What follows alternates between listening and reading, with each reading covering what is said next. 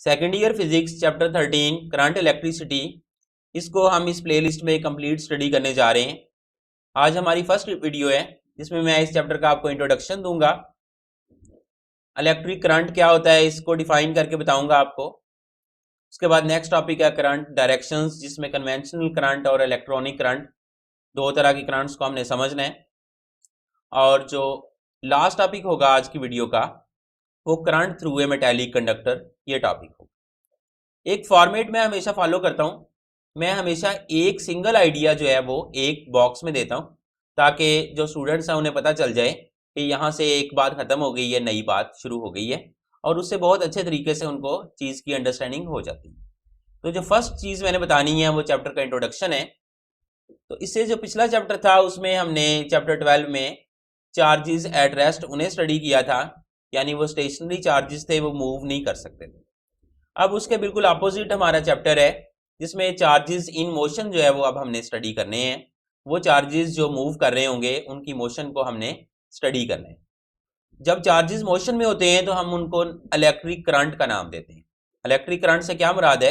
Electric current से मुराद है कि चार्जेस जो हैं वो मूव कर रहे हैं, फ्लो कर रहे हैं, अब वो रेस्ट में नहीं। और इलेक्ट्रिक करंट जिसको हमने इस चैप्टर के अंदर स्टडी करना है, बेसिकली इसकी बहुत ज़्यादा इंपॉर्टेंस है। इसकी इंपॉर्टेंस की वजह क्या है कि जितनी भी आपके पास इलेक्ट्रिकल अप्लायंसेस हैं, मिसाल के तौर पे बल्ब है, मोटर है, फैन है, आपका जो है वो एलसीडी है, कंप्यूटर है, जितनी भी चीज़ें हो सकती हैं वो सारी की सारी में अगर आप देखें तो वो इलेक्ट्रिक करंट की मदद से चलती हैं। जब तक आपके घर में बिजली आ रही होती है सारी चीज़ें चल रही होती हैं, जब बिजली चली जाती है तो फिर सारी चीज़ें बंद हो जाती हैं, अनलेस कि आपके पास जो है इलेक्ट्रिकल एनर्जी का कोई अल्टरनेटिंग सोर्स हो, जैसे कोई यूपीएस हो, कोई और चीज़ हो, जनरेटर वगैरह हो। तो ये इंपॉर्टेंस है इलेक्ट्रिक करंट की, जिस वजह से हमने इसको स्टडी करना है। तो शुरू करते हैं। हम चैप्टर का इंट्रोडक्शन आपके सामने कंप्लीट हो गया। अब हमारा फर्स्ट टॉपिक है आगे इलेक्ट्रिक करंट की। ये इलेक्ट्रिक करंट जो है इसको हमने डिफाइन करना है कि ये होता क्या है। तो करंट हमेशा कॉज क्यों होता है, किस वजह से प्रोड्यूस होता है? इलेक्ट्रिक चार्जेस जब मोशन में होते हैं तो उसकी वजह से इलेक्ट्रिक करंट जो है वो वजूद में आता है। इलेक्ट्रिक करंट को डिफाइन करने के लिए एक कॉन्सेप्ट बड़ा इंपॉर्टेंट है, वो है क्रॉस सेक्शन का। तो वो मैं आपको बताता हूँ। मिसाल के तौर पे मेरे पास ये कोई वायर है और इसके अंदर यहाँ पे मैंने एक एरिया लिया है कुछ इस तरह से, और ये क्रॉस सेक्शन इसको नाम देते हैं इस तरह के सरफेस को। ये वायर के अंदर क्या है? Cross section. यानी अगर मैं यहाँ से वायर को काट दूं तो ये एरिया जो है वो नया आ जाएगा, बाहर आ जाएगा, पहले ये वायर के अंदर है। और इसकी एग्जांपल नीचे मैंने शो भी की है कि जैसे दरख्त होता है, उसको अगर आप काट दें किसी अच्छी आरी से, किसी अच्छी चीज़ से, और बिल्कुल इस तरह से फ्लैट करके काटें, तो ये जो नया एरिया सामने आ रहा है ना, इसको हम नाम देते हैं क्रॉस सेक्शन का। तो उसी तरह से ये आपके पास वायर का क्रॉस सेक्शन। तो जब हमने करंट को डिफाइन करना है तो उसके अंदर क्रॉस सेक्शन का वर्ड बड़ा इंपॉर्टेंट है। तो आप अज्यूम करें कि डेल्टा क्यू चार्ज जो है, यानी डेल्टा क्यू चार्ज वो किसी भी क्रॉस सेक्शन, ये क्रॉस सेक्शन है वायर का, उसमें से वो फ्लो कर गया, और उसको गुजरने के लिए क्रॉस सेक्शन के अंदर से टाइम जो लगा है that is delta Q charge था, उसको जो टाइम लगा दैट इज डेल्टा टी। तो अब हम इलेक्ट्रिक करंट को इस तरह से डिफाइन करते हैं, I is equal to delta Q over delta T. और यहाँ से आपने पहले भी देखा है, वेलोसिटी को डिफाइन किया है, एक्सेलरेशन को डिफाइन किया है कि जब भी आपके पास टाइम नीचे आ रहा होता है ना, तो उसका मतलब होता है टाइम रेट, ऊपर वाली चीज़ का, ऊपर वाली चीज़ में चेंज आ रही होती है। तो हम इसको कहते हैं, करंट को डिफाइन करते हैं time rate of flow of charge है। और जब आपने इसको डिफाइन करना है तो इसमें वो जो मैंने पहले वर्ड बताया ना बड़ा इंपॉर्टेंट, उसको नहीं भूलना, थ्रू एनी क्रॉस सेक्शन।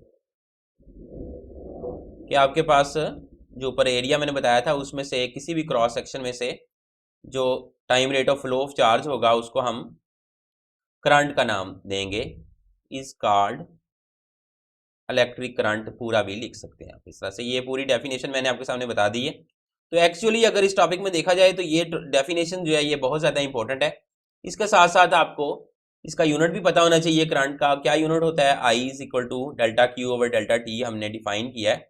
तो डेल्टा क्यू का यूनिट जो है वो, अगर हमने इसका यूनिट ही निकालना है सिर्फ, फिर हम इक्वल नहीं कहेंगे, वैसे यूनिट के तौर पे लिख रहे हैं, तो डेल्टा क्यू का यूनिट जो है वो आपके पास कूलम्ब होगा और डेल्टा टी का यूनिट सेकंड होगा।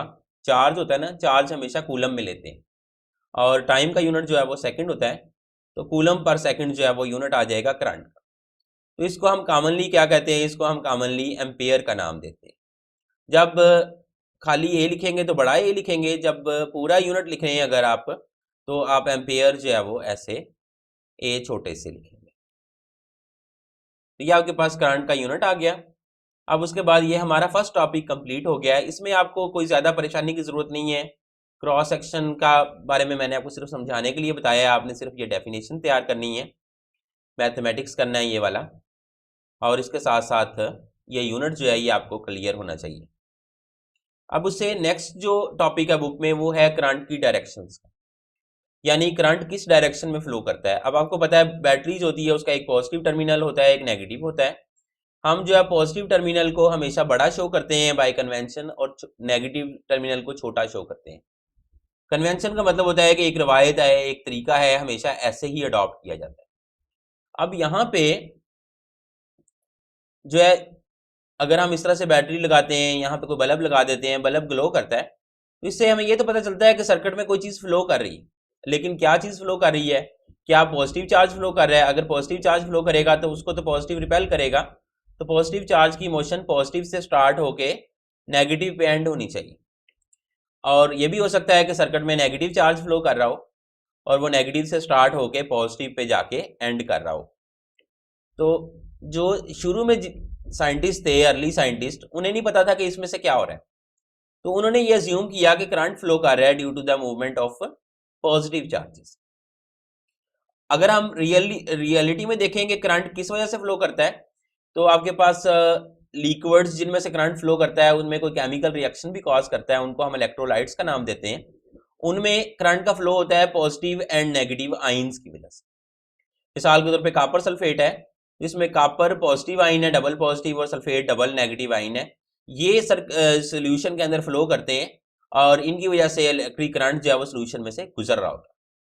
उसके बाद आ जाएं गैसेस के ऊपर। गैसेस के अंदर करंट का फ्लो जो है वो दो वजह से होता है, इलेक्ट्रॉन्स की मूवमेंट की वजह से और आइंस की मूवमेंट की वजह से। उसके बाद तीसरे नंबर पे सॉलिड्स में आए, तो सॉलिड्स में बेसिकली जो कंडक्टर्स हैं वो मेटल्स ही हैं।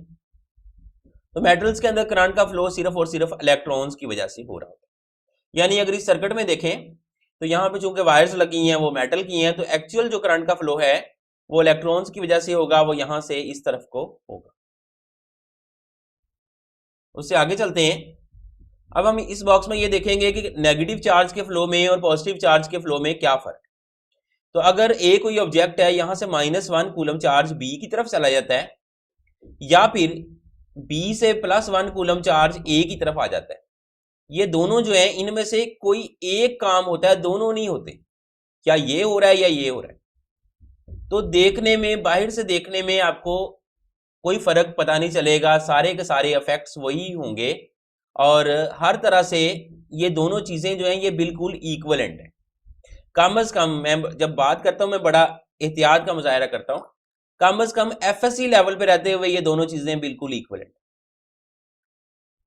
अब मकसद ये क्या हुआ कि किसी जगह पे अगर नेगेटिव चार्जेस का फ्लो हो रहा है, उस नेगेटिव चार्ज के फ्लो को आप पॉजिटिव चार्ज के फ्लो के साथ रिप्लेस कर सकते हो। आपको सिर्फ एक काम करना है कि आपको फ्लो की डायरेक्शन को रिवर्स करना है। तो यही चीज हम जाके सर्किट में अप्लाई करते हैं, और हमें पता लग गया है अब कि सर्किट जो है उसमें वायर्स हैं, मेटल्स हैं, और करंट जो है वो एक्चुअल में फ्लो कर रहा है इलेक्ट्रॉन्स की वजह से, और वो नेगेटिव टर्मिनल से स्टार्ट होके पॉजिटिव पे आके एंड कर रहा है। लेकिन हम क्या करते हैं, हम वही वाला मेथड लगाते हैं जो मैंने यहाँ पे बताया है, नेगेटिव चार्जेस के फ्लो को पॉजिटिव चार्जेस के फ्लो से रिप्लेस करने वाला।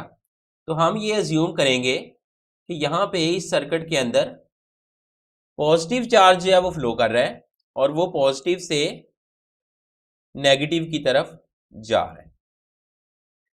जब हम ये अजम्पशन करेंगे तो इस अजम्पशन को हम नाम देंगे कि ये एक कन्वेंशन है। मतलब चूंकि अर्ली साइंटिस्ट ने कह दिया था कि करंट जो है वो पॉजिटिव चार्ज की वजह से फ्लो कर रहा है, और तो हम उन्हीं की कन्वेंशन को, उन्हीं की रिवायत को लेके चल रहे हैं, और हम ये मान रहे हैं कि करंट का फ्लो पॉजिटिव चार्जेस की वजह से है और हायर पोटेंशियल से लोअर पोटेंशियल की तरफ आ रहा है। इसका सबसे बड़ा जो बेनिफिट है जो हम जिसलिए अडॉप्ट कर रहे हैं वो ये है कि ह्यूमंस जो है ना वो पॉजिटिव नंबर्स को अच्छी तरह डील करते हैं। अगर हम नेगेटिव चार्ज को मूव करवाएंगे उससे भी सारी चीज़ें हमें समझ तो आ जाएंगी, लेकिन हमारे लिए मुश्किल ये पैदा हो जाएगी कि उसको हम इतना अच्छा अंडरस्टैंड नहीं कर सकते। मिसाल के तौर पे मैं सिंपल सा आपको चीज़ एक एग्जांपल बताऊं, +5 और +7 जो है वो सबको पता है कि +12 आंसर होता है, लेकिन -5 में अगर आपसे -7 ऐड करने को कहा जाए तो ये थोड़ा सा आपको टाइम लगता है -12 बताने। तो अब हम यहाँ पे आते हैं और हम अपनी जो डिस्कशन की इस टॉपिक में उसको सम अप करते हैं। तो कन्वेंशनल करंट जो है वो पॉजिटिव चार्जेस की वजह से हम अज्यूम करते हैं कि वो फ्लो कर रहा है, लेकिन ये याद रखें यहाँ पे कि ये ना आइंस की वजह से फ्लो कर रहा है ना प्रोटॉन्स की वजह से फ्लो कर रहा है। इस पॉजिटिव चार्ज को कोई नाम नहीं देना आपने, क्योंकि ये तो आपने जस्ट इमेजिन किया है ना, हकीकत में तो पॉजिटिव चार्ज नहीं फ्लो कर रहा है, इसलिए आप जस्ट इसको पॉजिटिव चार्जेस ही कहेंगे, और ये जस्ट एक इमेजिनेशन की हद तक है। और ये कन्वेंशनल करंट जो है इसने किधर से किधर को जाना है, पॉजिटिव से नेगेटिव की तरफ फ्लो करना है, और पॉजिटिव जो है उसको हम हायर पोटेंशियल लेते हैं और नेगेटिव जो है उसको लोअर पोटेंशियल लेते हैं। इसका बेसिक पर्पस क्या है? इसका बेसिक पर्पस है अंडरस्टैंडिंग, कि हमें ज़्यादा आसानी से चीज़ें समझ में आ जाए। आगे हम पूरी बुक में जो मेथड अडॉप्ट करेंगे चीज़ों को समझने का वो कन्वेंशनल करंट वाला ही होगा। अगर रियलिटी की बात करें तो रियलिटी में जो असल करंट है वो कौन सा है? Electronic current. ये किसकी वजह से फ्लो करता है? ये इलेक्ट्रॉन्स की वजह से फ्लो करता है, और इलेक्ट्रॉन्स के ऊपर नेगेटिव चार्ज होता है, और नेगेटिव चार्ज जो है उसको नेगेटिव रिपेल करता है और पॉजिटिव उसे अट्रैक्ट करता है। तो नेगेटिव चार्ज हमेशा नेगेटिव से पॉजिटिव की तरफ जाता है, या लो पोटेंशियल से हाई पोटेंशियल की तरफ जाता है। और जो आपके पास इलेक्ट्रॉनिक करंट है ये क्या है? ये असल में एक रियलिटी है, रियल है, और ये जो है इसको भी इस्तेमाल करके आप चीज़ों को समझ सकते हैं, लेकिन आपको समझने में थोड़ी सी दुश्वारी होती है। कन्वेंशनल करंट पे ज़्यादातर लोगों का ज़हन जो है वो जल्दी कंफर्टेबल हो जाता है। अब वीडियो के इसी से में हमने स्टडी करना है करंट थ्रू मेटालिक कंडक्टर। ये क्यों इतना इंपॉर्टेंट है? ये इतना ज़्यादा इंपॉर्टेंट इसलिए है कि आप देखें अपने इर्द गिर्द तो करंट अगरचे इलेक्ट्रोलाइट्स में से भी फ्लो करता है, गैसेस में से भी फ्लो करता है, लेकिन ज़्यादातर 95% से ज़्यादा टाइम करंट जो है वो मेटालिक कंडक्टर्स में से ही फ्लो कर रहा हूँ। इसलिए मेटालिक कंडक्टर्स के अंदर से करंट किस तरह फ्लो करता है इसको डिटेल में समझना बहुत ज़्यादा ज़रूरी है। तो इसको समझने से पहले मैं आपको पहले ये चीज़ बता दूं कि मेटल में से करंट तब फ्लो करना है जब हमने उसके साथ बैटरी लगानी। उससे पहले हम ये समझेंगे कि जब बैटरी नहीं लगी तब मेटल में क्या हो रहा है, तो हम पहले वो बातें अंडरस्टैंड करने जा रहे हैं। तो आपको पता है कि हर चीज़ जो है वो एटम से मिलकर बनी है, उसी तरह मेटल्स जो है उनके बेसिक जो है वो क्या है? एटम्स। एटम के अंदर इलेक्ट्रॉन्स होते हैं। जो मेटल्स है ना आपकी, इनमें ये होता है कि जो न्यूक्लियस है उसका अंदर वाले इलेक्ट्रॉन्स पे तो बहुत ज़्यादा होल्ड होता है, लेकिन ये जो बाहर वाले ऑर्बिट में इलेक्ट्रॉन्स होते हैं ना, इनके ऊपर जो न्यूक्लियस है इसका होल्ड नहीं होता। यानी मेटल के अंदर ये जो बाहर वाला इसको हम शेल कहेंगे। अब शेल और ऑर्बिट में थोड़ा सा फर्क है, वो मैं आपको बताता चलूं कि जब एटम जो है ना वो बिल्कुल आइसोलेटेड हो तो आइसोलेटेड एटम के अंदर ऑर्बिट होता है, यानी उसका बाकी एटम्स के साथ कोई ताल्लुक ना हो। लेकिन यहाँ पे आइसोलेटेड नहीं है एटम, दिखाया आइसोलेटेड है, लेकिन पूरी मेटल के अंदर बहुत सारे एटम्स हैं जो बहुत ज़्यादा करीब है। तो जब बहुत ज़्यादा एटम्स एक दूसरे के करीब करीब पड़े हों तो वहाँ पे शेल होता है। तो ये जो बाहर वाला शेल है इसमें जो इलेक्ट्रॉन्स हैं इनका न्यूक्लियस से जो राब्ता है वो कमज़ोर है, न्यूक्लियस की इनके ऊपर फोर्स जो है यहाँ तक उतनी पहुँच नहीं रही, इसलिए इनके पास मौका है कि ये यहाँ से भाग सकते हैं और न्यूक्लियस को छोड़ के जा सकते हैं। जब ये यहाँ से निकल जाएंगे तो फिर ये फ्री इलेक्ट्रॉन्स कहलाएंगे। ये जो बाकी जो पीछे बचेगा उसको हम, ये जो इसके अंदर वाले बॉक्स में बचा है इसके अंदर अंदर जो भी है अब, उसको हम नाम देंगे आयन कोर का। और ये जो आयन कोर है ये मेटल के अंदर बिल्कुल फंसी हुई है, ये नहीं हिल सकती। ये जो इलेक्ट्रॉन्स फ्री हो गए हैं ये पूरी मेटल के अंदर मूव कर सकते हैं। अभी मैंने आपको बताया कि अभी तक हमने बैटरी नहीं लगाई, जब जहां पे बैटरी लगानी होगी वहां पे मैं बताऊंगा आपको कि अब हमने बैटरी लगा। तो ये जो पिक्चर है इसमें मैंने आपके सामने मेटल को शो किया है और मेटल के अंदर इलेक्ट्रॉन्स की मूवमेंट को शो किया, फ्री इलेक्ट्रॉन्स। आयन कोर्स भी यहाँ पे होंगी रेगुलर डिस्टेंसेस पे, लेकिन उनको यहाँ पे मैंने दिखाया नहीं है, टाइम ज़्यादा लगना था शायद कह लें या जो भी, तो वो नहीं मैं बना सका, लेकिन बाकी इलेक्ट्रॉन्स की मोशन को मैंने आपके सामने शो किया। तो अगर से अभी बैटरी नहीं लगाई लेकिन इलेक्ट्रॉन्स रेस्ट में नहीं है, मूव कर रहे हैं और इनकी स्पीड्स भी काफ़ी ज़्यादा है, होती हैं इस किलोमीटर्स पर सेकंड के ऑर्डर में होती हैं इनकी स्पीड्स बैटरी लगाए बगैर। और इनकी मोशन जो होती है वो बिल्कुल रैंडम होती है। रैंडम से मुराद है कि कोई इलेक्ट्रॉन मुंह उठा के इधर को जा रहा है, कोई इधर को जा रहा है, कोई इधर को जा रहा है, हर तरफ को इलेक्ट्रॉन्स की मोशन जो है वो है और रैंडम है बिल्कुल। कोई भी साइड ऐसी नहीं जहां पे जिस तरफ को ज्यादा इलेक्ट्रॉन जा रहे हो या किसी तरफ कम इलेक्ट्रॉन जा रहे हो। तो जब तक बैटरी नहीं लगाएंगे ये मोशन इसी तरह रैंडम रहेगी। और उस सूरत में क्या होगा कि अगर आपके पास ये मेटल की वायर है तो इस रैंडम मोशन की वजह से जितने इलेक्ट्रॉन्स इस तरफ को जाएंगे किसी क्रॉस सेक्शन में से, उतने ही इस तरफ को जाएंगे। तो जो इलेक्ट्रॉन्स का फ्लो है दोनों डायरेक्शंस में इक्वल होगा। तो हम कह सकते हैं कि कोई नेट फ्लो नहीं हो रहा, किसी भी क्रॉस सेक्शन में से कोई नेट चार्ज का फ्लो नहीं हो रहा। और जब नेट चार्ज का फ्लो नहीं होगा तो करंट जो है वो जीरो के इक्वल होगा।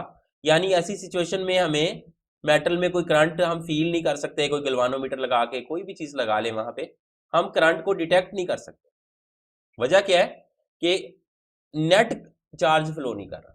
असल में करंट क्या डेफिनेशन जो है वो फिर क्या हुई, पहले मैंने थोड़ा सा बताया है सादा लफ्जों में आसानी से आपको समझाने के लिए, लेकिन यहां पे आगे हमें पता चलता है कि जब तक कोई नेट चार्ज फ्लो नहीं ना करेगा तब तक करंट एग्जिस्ट नहीं करेगा। चाहे चार्ज इधर को भी फ्लो कर रहा हो इधर को भी फ्लो कर रहा हो, इक्वल होगा तो कोई करंट जो है वो नहीं होगा, करंट की मिकदार जीरो ही मानी जाएगी। अब आगे आते हैं हम कि अब हमने बैटरी लगा दी। मैंने पहले बड़ा क्लियरली बताया था कि अभी तक हमने बैटरी नहीं लगाई, यहां पे आके हमने बैटरी अप्लाई कर। जब हम मेटल के इर्द गिर्द मेटल को बैटरी से कनेक्ट कर देंगे ना, तो होगा ये कि मेटल के अंदर बैटरी की वजह से एक इलेक्ट्रिक फील्ड एस्टेब्लिश हो, क्योंकि आपको पता है कि बैटरी क्या है, उसमें पोटेंशियल डिफरेंस है। और जब पोटेंशियल डिफरेंस जो है वो दो पॉइंट्स के दरमियान होगा तो इलेक्ट्रिक फील्ड जो है वो नेगेटिव ग्रेडियंट ऑफ पोटेंशियल होता है। ये थोड़ी सी ज़रा मतलब मुश्किल तरीके से बताने वाली बात है, लेकिन ये पिछले चैप्टर में हमने पढ़ा हुआ है। तो जहाँ पे भी पोटेंशियल चेंज हो रहा होगा ना वहाँ पे इलेक्ट्रिक फील्ड एग्जिस्ट करेगा, सादा बात में। तो जब आपने मेटल को बैटरी के साथ लगा दिया है तो उसके दोनों टर्मिनल्स पे, मेटल के दोनों साइड्स पे, एंड्स पे पोटेंशियल एक जैसा नहीं रहा बल्कि डिफरेंट हो गया। और जब पोटेंशियल में वेरिएशन आ रही है तो इलेक्ट्रिक फील्ड क्रिएट होगा। इलेक्ट्रिक फील्ड एस्टेब्लिश हो गया। इलेक्ट्रिक फील्ड ने क्या करना है, इलेक्ट्रॉन्स के ऊपर फोर्स लगानी है। इलेक्ट्रॉन्स के ऊपर फोर्स लगेगी इलेक्ट्रिक फील्ड की वजह से। और हमें पता है कि इलेक्ट्रिक जो इलेक्ट्रॉन है उसके ऊपर नेगेटिव चार्ज है, तो उसके ऊपर जो फोर्स है उसका फार्मूला होगा माइनस ई इंटू ई, यानी charge on electron multiplied by electric field. तो इस तरीके से जो इलेक्ट्रॉन पे फोर्स लगनी है वो हमेशा इलेक्ट्रिक फील्ड के अपोजिट डायरेक्शन में लगनी है, यानी इलेक्ट्रिक फील्ड की डायरेक्शन में नहीं लगेगी फोर्स बल्कि उसके अपोजिट लगेगी। अगर इलेक्ट्रिक फील्ड इस तरफ को है मेटल के अंदर तो इलेक्ट्रॉन जो है उसके ऊपर फोर्स जो है वो इस तरफ को लगेगी। अब उससे आगे आते हैं, हमने अभी तक ये देख लिया कि यहाँ पे फोर्स लगेगी। इस फोर्स से क्या होगा, ये कहानी बड़ी इंटरेस्टिंग है। तो जब ये बैटरी लगा देंगे, इलेक्ट्रिक फील्ड एस्टेब्लिश हो जाएगा, वो इलेक्ट्रॉन पे फोर्स लगाएगा तो इलेक्ट्रॉन्स की मोशन मॉडिफाई हो जाएगी। कैसे, मैं आपको बड़ा क्लियरली बताने की कोशिश करूंगा कि पहले जो है वो मोशन रैंडम है। मतलब रैंडम मोशन किस तरह से है मैं आपको दिखाता हूं कि ऐसे इस तरह से इलेक्ट्रॉन जो है वो रैंडमली मूव करते जा रहे हैं। अगर किसी एक इलेक्ट्रॉन की मोशन को देखें अगर आप, तो वो उसी तरह से वहीं पे रहते हुए कभी किसी तरफ जा रहा है कभी किसी तरफ जा रहा है और रैंडमली मूव करता ही चला जा रहा है। जब आप बैटरी लगा देंगे तो ये नहीं होगा कि इलेक्ट्रॉन जो है वो इलेक्ट्रिक फील्ड के अपोजिट एक स्मूथली मूव करना शुरू कर, बल्कि होगा ये कि उसकी मोशन जो है वो पहले की तरह रैंडम ही रहेगी। मसलन अगर पहले यहाँ था इस तरह से रैंडमली मूव कर रहा था, तो अब जो है वो इलेक्ट्रिक फील्ड की वजह से उसकी रैंडम मोशन में थोड़ी सी अल्टरेशन आ जाएगी इस तरह से, और उस अल्टरेशन के साथ वो रैंडमली मूव करते हुए कुछ डिस्टेंस भी कवर कर जाएगा। मतलब मसलन देखिए मैंने स्टार्ट की थी मोशन यहाँ से कि यहाँ पे ऐसे रैंडमली मूव कर रहा था और इस रैंडम मोशन को कंटिन्यू करते करते वो थोड़ा सा दाव लगाता जा रहा है, साथ साथ वो अपनी जगह भी चेंज करता जा रहा है और इस तरह से यहाँ पे अल्टीमेटली वो मूव करते करते कुछ डिस्टेंस भी साथ कवर कर रहा है। तो इसका मतलब है, ये जो बात बुक में लिखी है उसका ये मतलब है कि इलेक्ट्रॉन्स जो हैं वो क्या करते हैं, मॉडिफाई करते हैं अपनी मोशन को और उस रैंडम मोशन के साथ उसके अंदर एक सिस्टमेटिक पार्ट भी आ जाता है कि रैंडम रहते हुए भी नेट मोशन उनके अंदर आ जाता है। अब इसकी एक एग्जांपल मैं आपको दूं तो बड़ी इंटरेस्टिंग एग्जांपल है कि अगर आप शाम को कभी बाहर निकलें, किसी जगह पे मच्छर बहुत ज़्यादा हो, तो आपके सर पे भी मच्छर आके फिरना शुरू करते हैं। अब अगर आप देखें मच्छर के किसी एक मच्छर की मोशन को, अगरचे वो बड़ी तेज़ होगी, आप शायद देख ना पाएँ, लेकिन आपको पता चलेगा कि वो हर मोशन मच्छर जो है वो रैंडमली मूव कर रहा है आपके सर पे और वहीं पे ही है और वो आगे पीछे मूव करता जा रहा है और कोई नेट डिस्टेंस कवर नहीं कर रहा जब तक आप खड़े हैं। जब आप थोड़ा सा, अगर आप पहले यहाँ खड़े हैं फर्ज करें, आप मूव करते करते यहाँ आ जाते हैं, तो मच्छर आपके सर पे रैंडमली भी मूव करते रहेंगे। ये नहीं कि आपके सर के साथ ही आगे चलें, सिर्फ वो रैंडमली भी मूव करेंगे, लेकिन उसके साथ साथ वो सिस्टमेटिकली आपके साथ भी आगे चलते जाएंगे। तो ये जो है रैंडम मोशन, उसमें मॉडिफिकेशन है इलेक्ट्रिक फील्ड की वजह से और उसके अंदर जैसे इलेक्ट्रॉन की जो है वो एक नेट स्टडी वेलोसिटी क्रिएट हो जाती है, यानी वो एक खास वेलोसिटी से आगे की तरफ भी चल रहे हैं और इलेक्ट्रिक फील्ड के अपोजिट डायरेक्शन में भी फ्लो कर रहे हैं। मसलन यहाँ है अगर पहले, तो यहाँ से वो रैंडम मोशन तो बहुत ज़्यादा है लेकिन थोड़े से साथ चलते चलते वो एज ए होल अगर देखें तो यहाँ से कुछ इस तरह आहिस्ता आहिस्ता चलते वो इधर भी आ गए और ये सिस्टमेटिक पार्ट भी अंदर ऐड हो गया उस मॉडिफिकेशन की वजह से। अब यहाँ पे जो बात समझने वाली है वो ये है कि इस सारे प्रोसेस में इलेक्ट्रिक फील्ड जो है वो एनर्जी अप्लाई करेगा इलेक्ट्रॉन के ऊपर और इलेक्ट्रॉन चूंकि बार बार कोलाइड कर रहा है मेटल के आइंस के साथ, तो वो एनर्जी जो है वो मेटल के आइंस को मिलती जाएगी और उस वजह से मेटल के आइंस का जो एम्पलीट्यूड ऑफ वाइब्रेशन है वो इंक्रीज करेगा और मेटल जो है वो उसका टेम्परेचर राइज कर जाएगा, वो हीट अप हो जाएगी और इस तरह से जो इलेक्ट्रिक फील्ड वर्क डन करेगा वो हीट के तौर पे अपीयर होगा। तो उम्मीद करता हूँ आज की वीडियो आपको अच्छी लगी होगी। शुक्रिया, अल्लाह हाफ़िज़।